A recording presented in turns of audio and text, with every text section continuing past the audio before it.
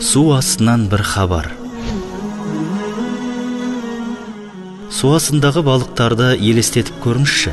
Олар өзара сөйлессе не дер еді? Бұл ретте жер беті олар үшін басқа әлем екенін ескергеніңіз жөн.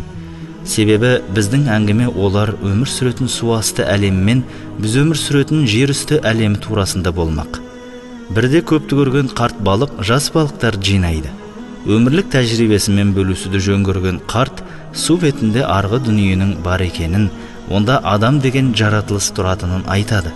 Оның екі аяғы, екі қолы барын түсіндіріп, ол өте қатыгез әрі айлакер екенін хабарлап, біраз сипаттап береді.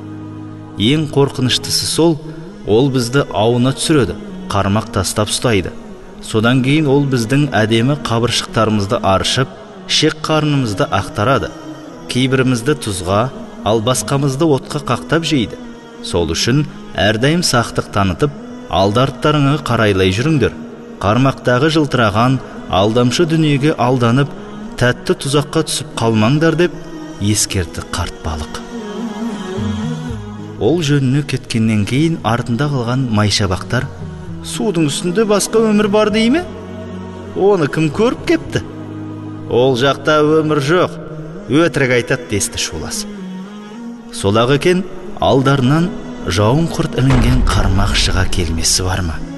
Шабақтар лап қойғылар келіп еді, бағанағы қарттың сөздерінен секем алып қалса керек. Бірден батпай тұрып қалды. Ойлары сан-саққа жүгіріп: бәлкім әлгі қарттың айтқаны рас болар, деді біреулері. Иә, аулақ жүрекші. Қойыңдаршы, деді біреуі екіленіп.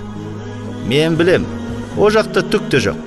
Мен әлгі алжыған шалдың айтқандарына көзімді жеткізбей сен алмаймын. Оныкі құр сөз. Қарада тұрыңдар, сендер жемесеңдер мен жеймін. Сосын өздерің ақымақ болғандарыңа күлетін боласыңдар, деді де жемтікке жетіп барып, жалма жан жұтып жібермек болады. Ал қармақтың имек темірі оның өңешіне қайта шықпастай қадалып, бірден судан суырып әкетіп, көзден ғайып болды. Бұл бір мысал мына сіз бен бізге қатысты. Ары қарай не болды деген сұрақ жауапсыз қалды білем. Оны әркім өз ойлап, топшалағаны дұрыс. Себебі бізде де сол балықтар сияқты арғы дүние, о дүние бар ма жоқ па деген сұрақтарға жауап таппай жүрген жандар қаншама. Айтыңызшы, әлгі балық қайтып келіп: иә, мені қуырып жеді, ол шынымен бар екен деген сияқты әңгіме айта ала ма? Жоқ, әрине. Мұны кез келген ақыл есі бүтін жан иесі түсінсе керек. Біз арғы дүниені көрмей оған иман келтірдік. Сол себепті де біз мұсылманбыз. Бізде о дүниені көрген пайғамбарымыз саллаллаху алейхи уассалам бар. Біз осыған да иман келтірдік. Бұл арғы дүниені көрген кім бар екен осы дегендерге түртіп алар дүние. Осы пікірді ұстанған жан бір ойланса екен, пайғамбарлардан басқа о дүниені көріп хабар әкелген адамдар жоқ. Сол себепті жаныңыз саудаға түскен бұл сынақ дүниеде ұтылып қалмау жолын ойластырғаныңыз жөн ау.